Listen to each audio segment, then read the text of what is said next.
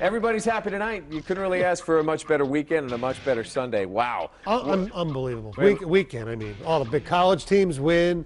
And man, oh man, what happened today was just unbelievable. We're going to hit them both, but let's start with what's more important, postseason baseball. The Tigers had to get a win, I think, in New York, set themselves up here to come home and maybe win 2 straight with their ace going tomorrow.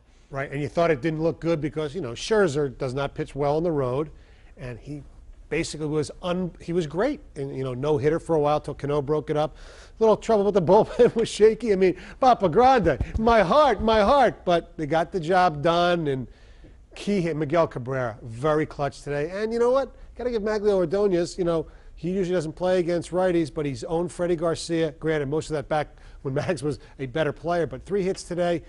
They get the split they need, and Verlander goes tomorrow against Sabathia. I like the Tigers' chances.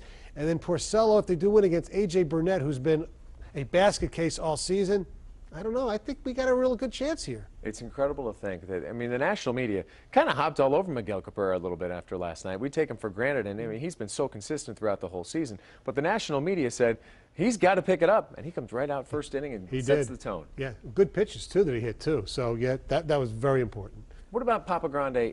Probably not going to be able to pitch tomorrow. Any level of concern in terms of who might have to close out a game? I mean, is Benoit capable of doing that? Who's Jim going to turn to if it does come to that? Maybe Justin will go 9 innings. Yeah, or maybe, yeah, Benoit would be the second choice. But maybe, you know, maybe Papa Grande can go. And I know some people are sitting there, why would you put him in a non-save situation? Because he seems to implode in non-save situations. I think it's the postseason. I think it was the right move, just like I thought he made the right move when he put Benoit in the 7th inning, the bridge, so to speak, to Papa Grande. Shift gears? Yes. Lions down 27-3. How many people in town flipped that game off? Probably quite a few to watch the Tigers. No doubt about it. And say what you want. I mean, they still haven't played their best football and all that kind of stuff. The heart and guts of this team to come back and make plays. Yeah, Dallas made some bad plays. Tony Romo made some horrific plays, but the Lions made the plays, and that's what counts. I mean, Bobby Carpenter, I mean, they said he's pretty good in pass coverage. Look what he does. You know, Chris Houston, who was burnt for a good portion of that game. They were making Laurent Robinson look like the next coming of, I don't know, Michael Irvin, for crying out loud.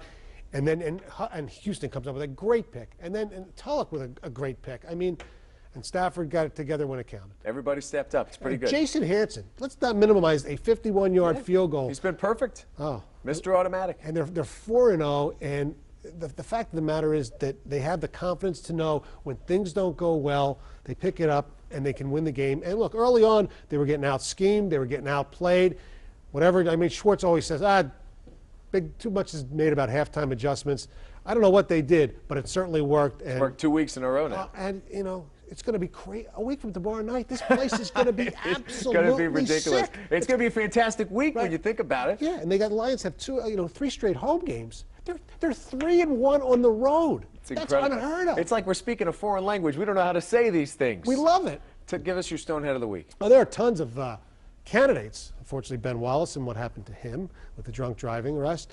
You also have Turner Sports. The way they covered the Tigers series, they called him Benoit today. They showed a little of the Tampa Texas game the other night. They said grand slam home run, which drives me crazy, redundantly. Yeah, and they missed a bat basically. Swisher made a nice catch. They didn't show it.